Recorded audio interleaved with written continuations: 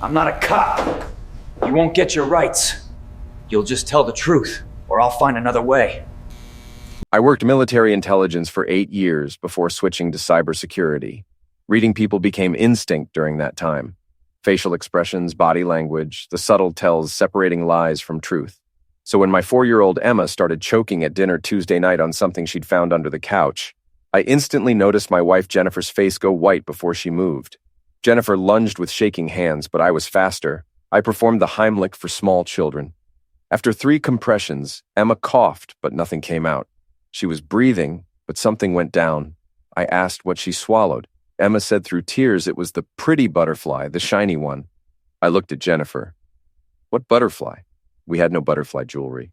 Jennifer wouldn't meet my eyes, stammered about maybe daycare. I knew she was lying. I grabbed my keys and said we needed the ER immediately. The 12-minute drive was tense. I drove while Jennifer sat with Emma in back. Through the mirror, I watched my wife. In 6 years of marriage, I'd seen Jennifer nervous during dinners with her father, William Blackwood, and his business talks, when her brother Derek showed up drunk. But this was different. This was fear. At Memorial Hospital, the ER doctor ordered an X-ray. It showed a small metal object in Emma's esophagus. Dr. Stephen Moore, a silver-haired man in his 50s, explained they'd do an endoscopy under light sedation to remove it. Routine procedure, 30 minutes. I held Emma's hand during prep. I told her she'd take a nap, and when she woke up, the thing wouldn't hurt. She asked about stickers. I promised all the stickers. As they wheeled her away, I noticed Jennifer step outside for a phone call. I followed quietly and heard her whisper urgently, "Dad, it happened." Emma swallowed it. "Yes, they're doing it now. It was in my jewelry box. She must have gotten into it." "What do I do?" I stepped around the corner and asked who she was calling. Jennifer jumped, nearly dropped her phone. She said her father, wanting an update on Emma. I said quietly that her father had never once called about Emma in 4 years. "Try again." Before she could answer, a nurse appeared and said we could watch the procedure on a monitor. We followed to an observation room with a screen showing the endoscope feed. Dr. Moore's voice came through speakers as he guided the scope down Emma's throat. The pink walls of her esophagus appeared. Then the scope moved toward the object. "There it is," Dr. Moore said. "Let me adjust the angle." The light illuminated it clearly, a delicate gold butterfly with small diamonds. But then Dr. Moore froze. The light caught an engraving. "To Michelle. Forever yours." The doctor's voice went shaky, saying this was impossible. He switched off the feed, retrieved the pendant with forceps, and said he needed to speak with us immediately. In the consultation room, Dr. Moore placed the pendant on a tray. He asked if we recognized it. I picked it up, examining the inscription. Never seen it. I looked at Jennifer. Her hand shook uncontrollably. She opened her mouth, but no sound came. Dr. Moore pulled out his phone and showed us a news article from 3 years ago. Local teacher Michelle Turner missing. Family offers reward. The photo showed a young woman with auburn hair wearing this exact butterfly pendant. Dr. Moore explained she'd been his neighbor. He'd given her this custom-made pendant for her birthday 2 months before she vanished. One of a kind, listed as missing evidence. Dr. Moore called security and police. Detective Mike Santos arrived within minutes. He'd been working Michelle's case for 3 years. A sharp-eyed man in his 40s with a weary look. He photographed the pendant from every angle, then turned to Jennifer. "Mrs. Blackwood Hayes, tell me how you got Michelle Turner's necklace." Jennifer looked at me with tears streaming. She was so sorry, never wanted me to know. I told her coldly to start talking. Jennifer explained in a whisper. Her father gave it to her 3 years ago, right after Michelle went missing. Told her to hide it. Said it was critical no one ever found it. Detective Santos asked if she didn't question why her father had a missing woman's jewelry. Jennifer's voice cracked. She questioned everything, but he didn't understand her family. Her father, William Blackwood, owned half the city's commercial real estate, sat on every important board, had judges and councilmen at his parties. When William told you to do something, you did it. Santos said flatly that hiding evidence for 3 years made her an accessory after the fact. Jennifer's eyes went wide. Homicide? Nobody said homicide. Her father said it was business, the woman was paid to leave, the necklace was left by mistake. Santos explained Michelle didn't leave, her car was found abandoned, her accounts untouched, her family heard nothing. And now they knew William Blackwood had her jewelry. What did that mean? Jennifer put her face in her hands, sobbing. I felt a calm settle over me, the same calm from Middle East when my unit was ambushed. Training took over. I walked to Santos and said quietly I needed everything about Michelle Turner. Everything about her connection to William Blackwood. Santos studied me. You were military intelligence? He'd run my name. I confirmed 8 years. I knew how to find people and information. I glanced at Jennifer. I also knew when someone was lying by omission. My wife wasn't telling everything. Santos reminded me this was a police investigation. I leaned in. My 4-year-old just swallowed evidence that could bring down one of the city's most powerful men. Did he think Blackwood would let that slide? I said Blackwood would have lawyers here within an hour. Evidence suppressed, witnesses intimidated, my family threatened. I'd seen how men like him operated. Santos was quiet. What was I suggesting? I said we had a small window before walls closed in. I could help. I had access to Blackwood's properties through my consulting work. His company hired my firm 2 years ago to upgrade their systems. I knew their network, protocols, vulnerabilities. Santos said that sounded like illegal surveillance. I replied I was offering to cooperate with a police investigation, provide technical expertise pro bono. Before Santos could respond, Jennifer spoke. Marcus, please, you can't go after my father. You don't know what he's capable of. I turned and asked how Michelle knew her father. Jennifer hesitated. Michelle had been Derek's girlfriend. The name hit me hard. Derek Blackwood, Jennifer's older brother. I'd met him maybe 5 times. A violent drunk with dead eyes and his father's entitlement. Arrested twice for attack, charges mysteriously dropped both times. Santos leaned forward. Derek dated Michelle for 6 months. She was a 3rd-grade teacher at Riverside Elementary. Sweet, kind, too good for him. Jennifer confirmed it. Derek brought Michelle to family dinners. Their father hated her, said she was beneath them. Then one day Derek showed up with a black eye and split lip, said Michelle left him. A week later, their father gave Jennifer the necklace, told her to hide it. I asked the obvious. Did Derek eliminate her? Jennifer swore she didn't know. But her father protected Derek from everything his whole life. Every crime, every mistake. If Derek did something to Michelle, William would cover it up. I said coldly she helped him by hiding evidence. Jennifer cried she was scared. I didn't understand. The door burst open. A man in an expensive suit strode in with 2 more lawyers. This interview is over. Mrs. Blackwood Hayes won't answer questions without counsel present. Behind them came William Blackwood himself, 72, silver-haired with commanding presence. His eyes found Jennifer, then me, then Santos with contempt. He'd be filing a complaint about maltreatment during a family emergency. Further communication through attorneys. Santos stood firm.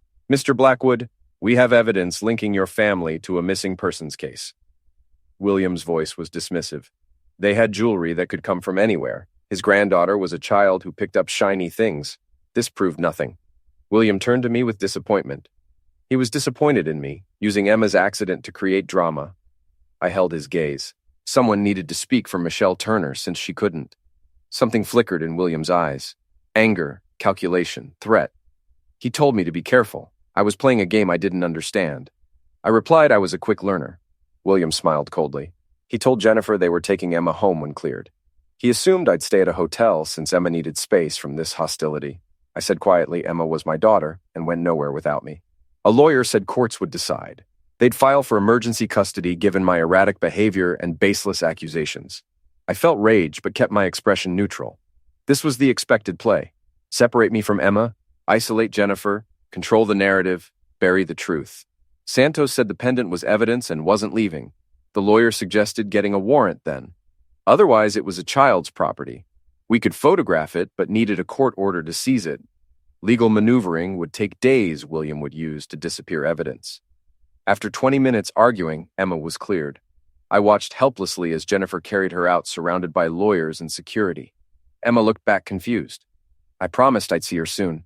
When they were gone, Santos said they'd bury this. Blackwood had judges everywhere. That pendant would disappear and the case would go nowhere. I said not if we moved faster. I needed everything he had on Michelle, every detail, every witness statement, every lead he couldn't pursue. Santos asked why trust me, because he'd worked this 3 years and gotten nowhere, because Blackwood had been untouchable, and because I had nothing left to lose and a specific skill set. Santos studied me. There was a diner 2 blocks away. Meet in an hour. What we'd do couldn't be official. If it went wrong, he couldn't protect me.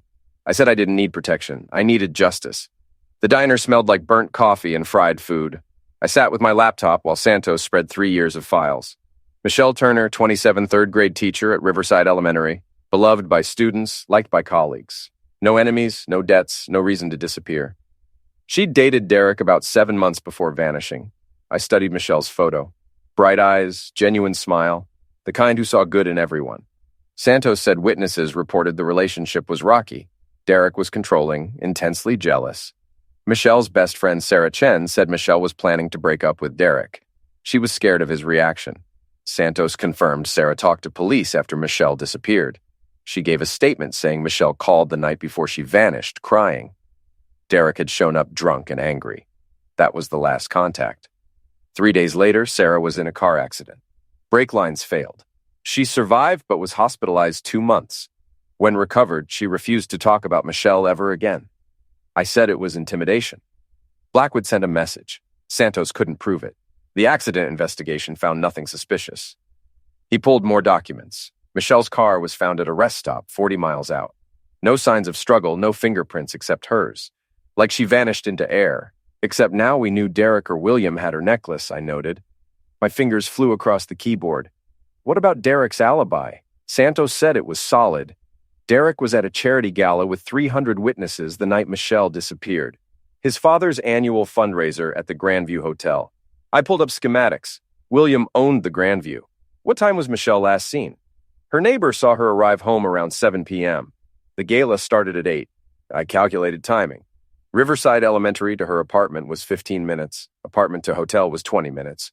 The rest stop was 40 minutes past the city. That was a 90-minute round trip minimum, plus time for whatever happened. Santos confirmed Derek was photographed at the gala from 8 p.m. to midnight. Time-stamped photos from multiple sources. So Derek didn't do it personally, I said. But William has resources. He could have hired someone while Derek maintained his alibi. Santos said that's speculation. We need proof. Then we find it, I replied. He said Michelle's car was found at a rest stop. Was it processed? Every inch, Santos confirmed. Nothing useful. Who found it? Anonymous tip 2 days after she disappeared. Caller said abandoned vehicle with door open. Anonymous tip. I pulled up cellular tower data I could access through my company's liaison agreement. What rest stop?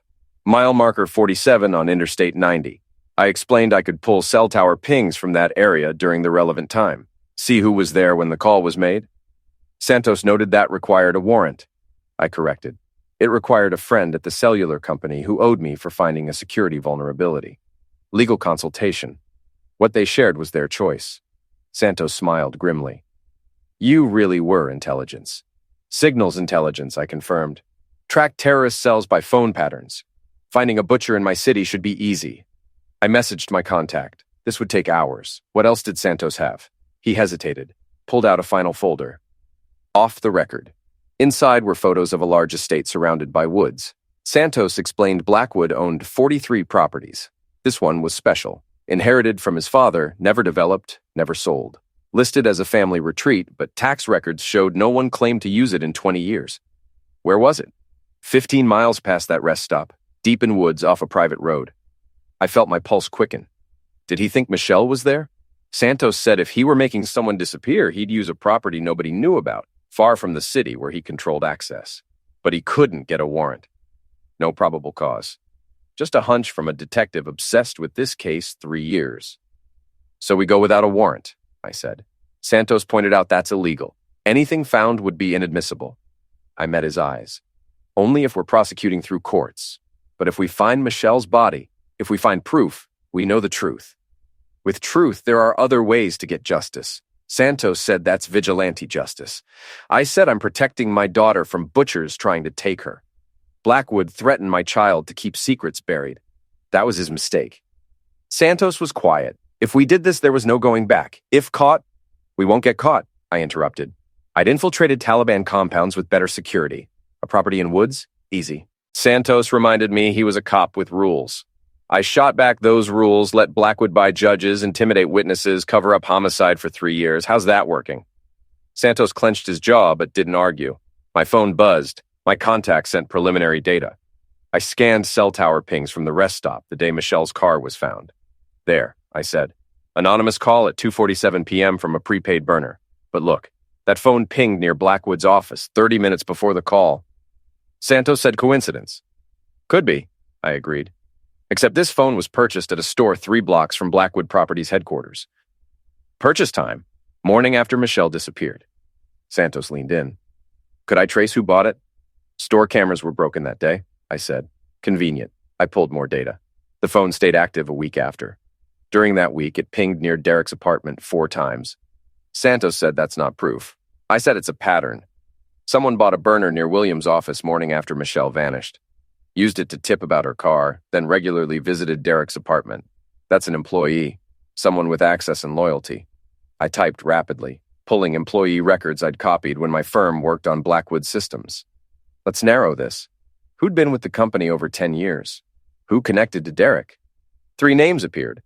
I cross-referenced with cell tower data. There, I said. Victor Lane, head of security for Blackwood Properties 15 years. Former cop fired for excessive force. Cell pings matched his known addresses perfectly. Santos studied it. Lane was his training officer years ago. Mean guy. He could believe Lane would help Blackwood bury a body. Then we talked to him, I said. Santos shook his head. Lane won't talk.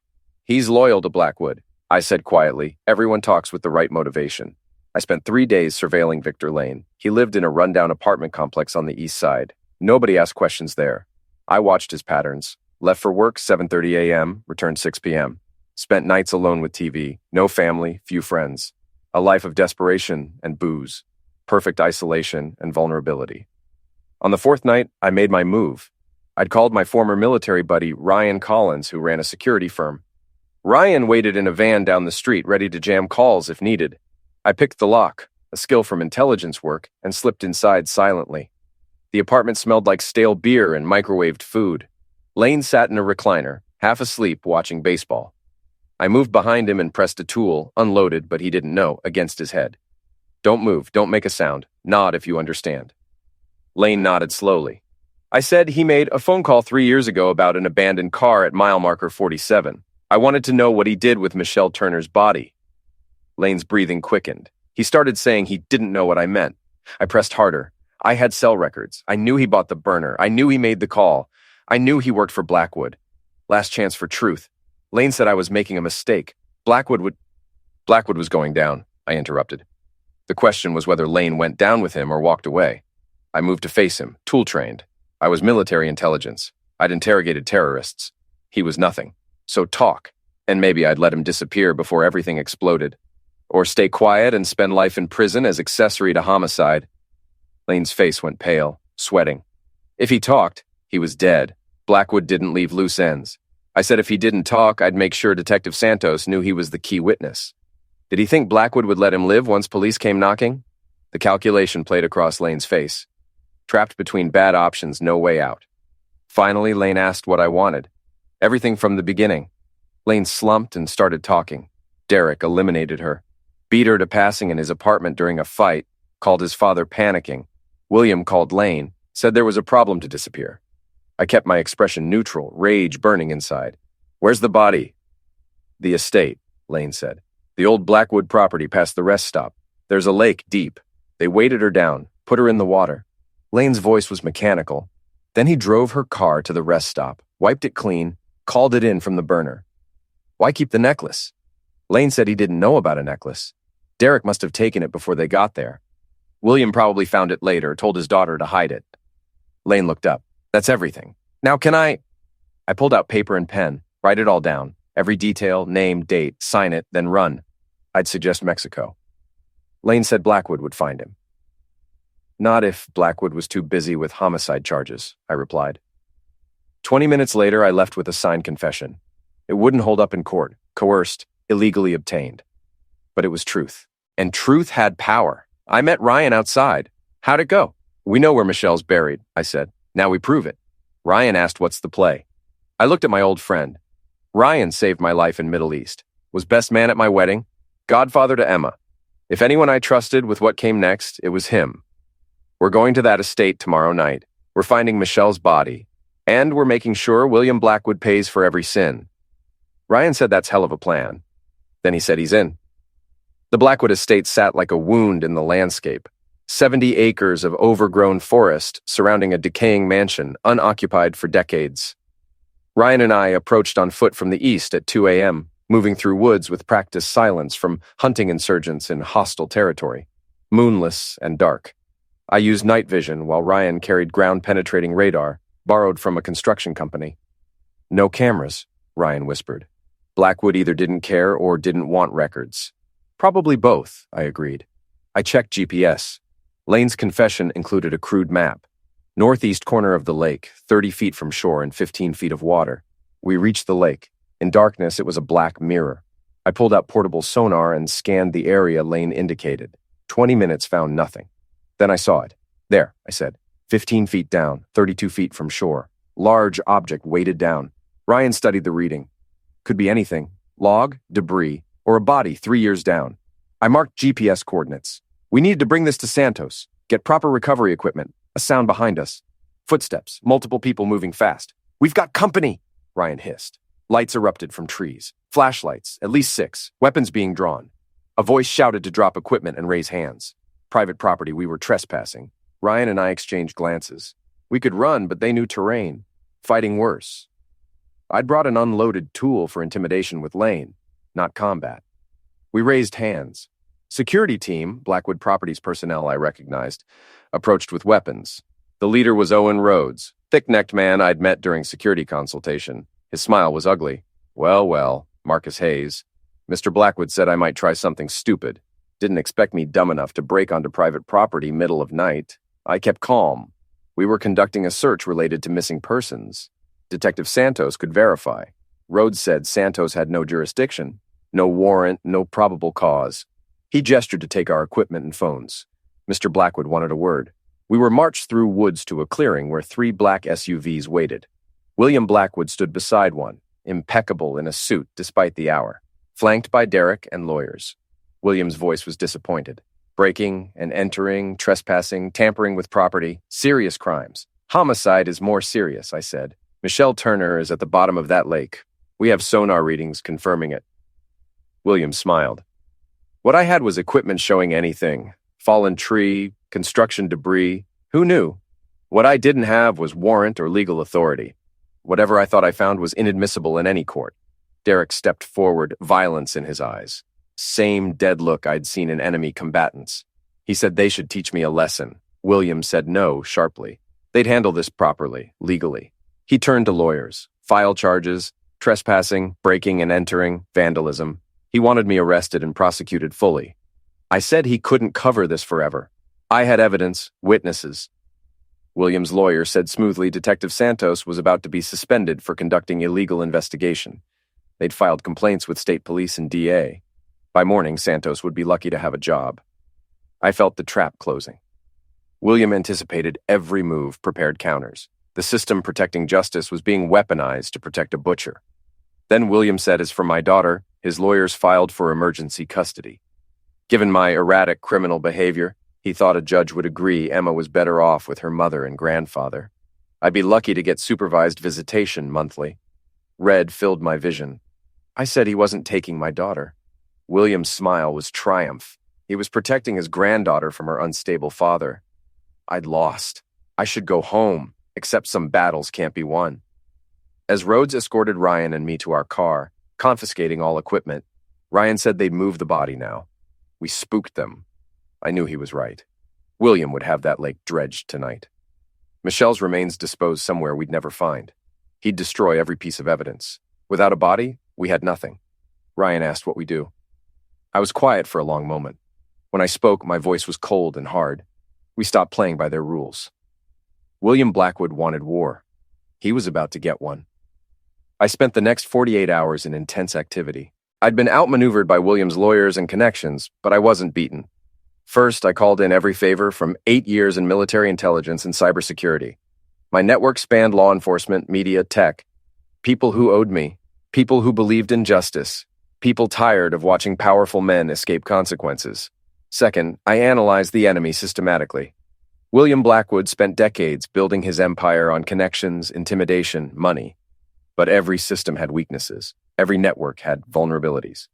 I'd made a career finding them. I set up command center in my apartment, multiple laptops running data analysis, phones buzzing with information. Ryan helped coordinate while Detective Santos, who'd been suspended pending investigation, provided unofficial intel.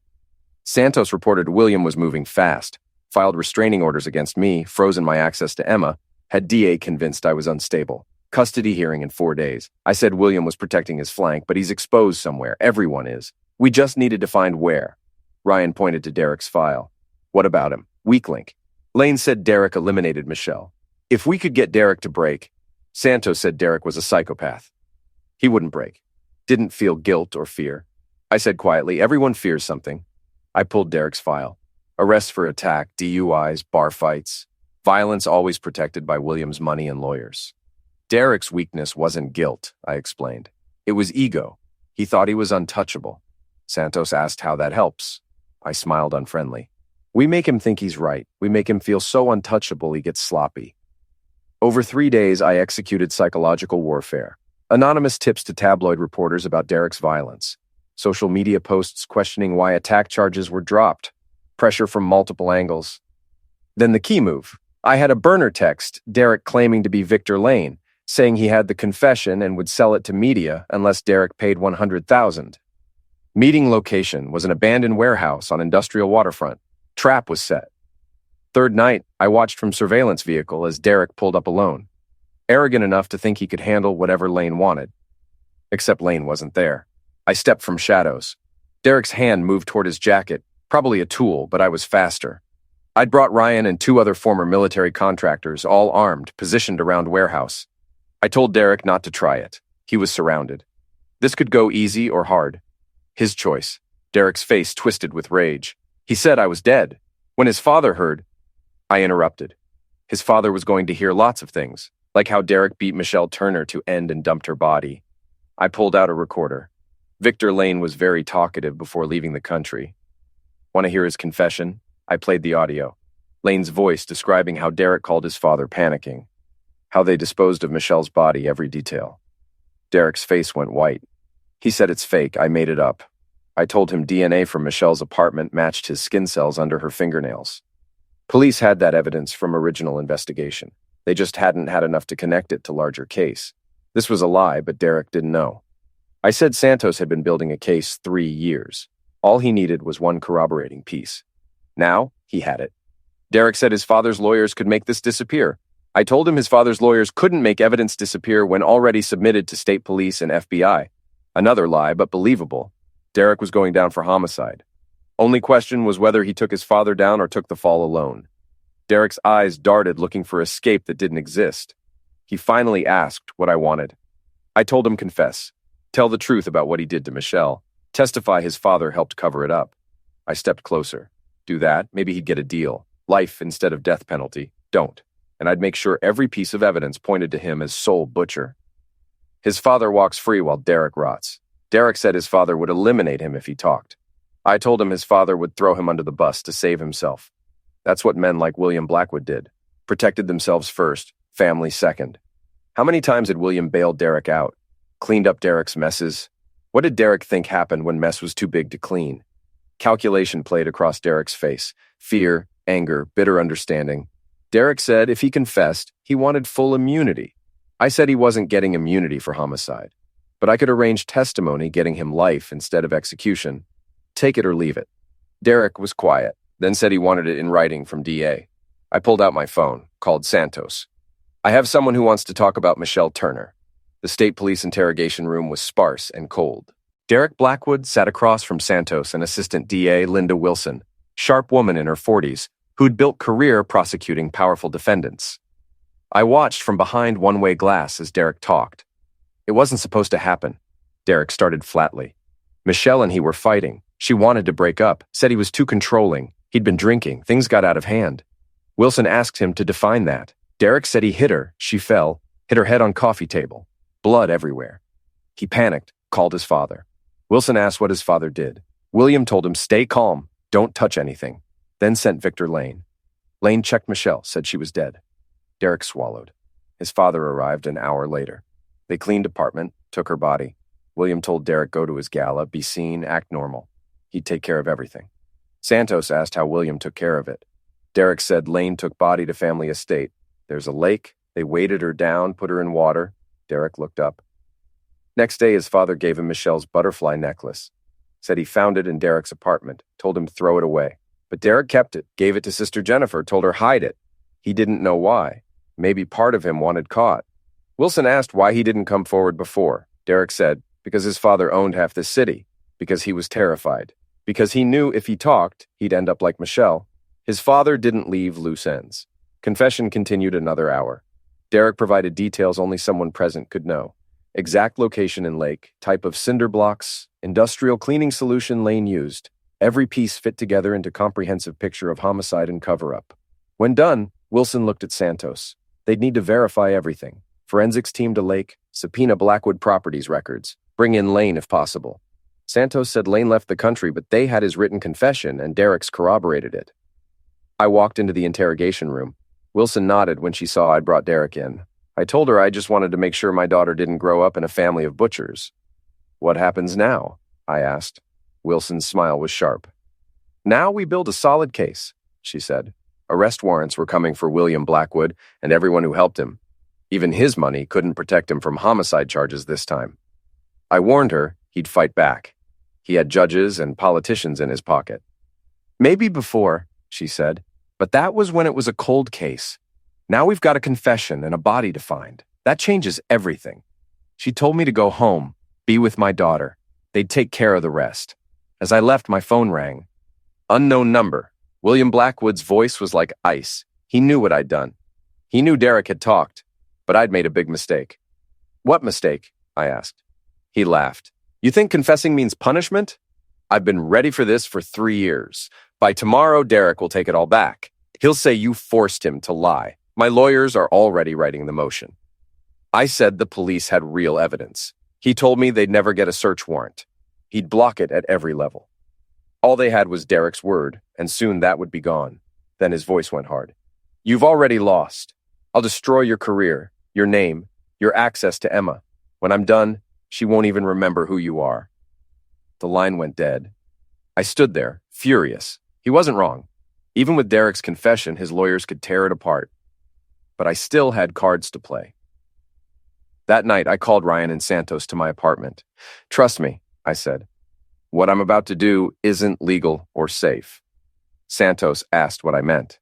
I opened my laptop. A web of files filled the screen. Financial data, messages, security footage I'd collected for weeks. William's power came from fear and connections. That only worked in the dark. Expose it to daylight and it burns. Ryan said, "You're going to leak it." Not leak, I said. Blow it up. I'd built a full file on William's crimes. Bribes, threats, fraud, confessions. Everything. Santos warned that releasing it could ruin the legal case. I told him there wouldn't be a case left soon. William was already crushing Derek's testimony. In a week, he'd walk free. What's your plan? Santos asked. I send everything to every major outlet and reporter at once, I said, before William can stop it. I showed them the schedule. In 5 minutes, if I pressed the button, the truth would hit the world. Santos said quietly, "That's vigilante justice." "It's the only kind left," I told him. "He's corrupted every official channel, so we go around them. Let the world judge." Santos went silent.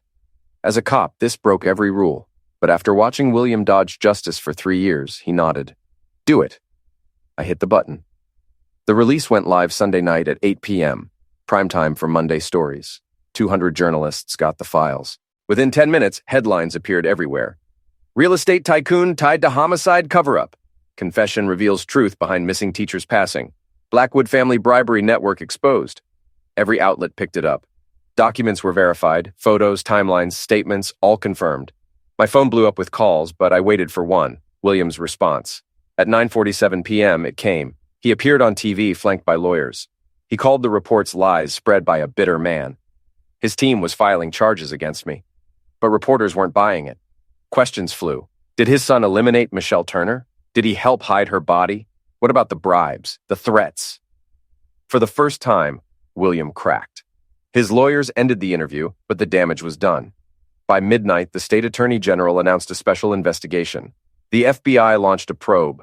Judges he'd bribed resigned. Politicians cut ties. His empire was falling apart. A week later, divers found Michelle Turner's remains exactly where Derek said they'd be. Dental records confirmed it. After 3 years, she was finally found. Derek was convicted of second-degree homicide, even after trying to retract his confession. The physical evidence sealed it. William was convicted of accessory to homicide, obstruction, and conspiracy. At 72, his 25-year sentence was a life term. Lane was extradited and convicted.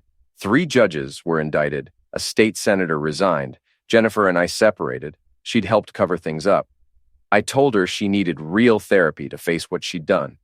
Maybe someday we could co-parent Emma. But our marriage was over. 2 months later, I watched Emma play in my new apartment. She was strong. When she asked for ice cream, I said sure. We walked hand in hand, and for the first time in months, I felt peace. The fight was over. Justice had finally come. Then Ryan texted about a new case. I smiled. I'd spent years chasing bad guys overseas, but the real ones were right here, hiding behind power and money. Now I knew my purpose. Expose them. Protect the innocent. I texted back, "I'm in." Emma asked who it was. "Just a friend," I said. We ate ice cream in the park, watching the sunset. Somewhere across the city, William Blackwood sat in his cell, his empire in ruins. Derek would die in prison. Michelle's family had peace. I'd won, not by trusting a broken system, but by being smarter and faster. There were more men like William out there. When Emma asked what I was thinking, I smiled. "Just the future," I said. "It's looking pretty good." And I meant it.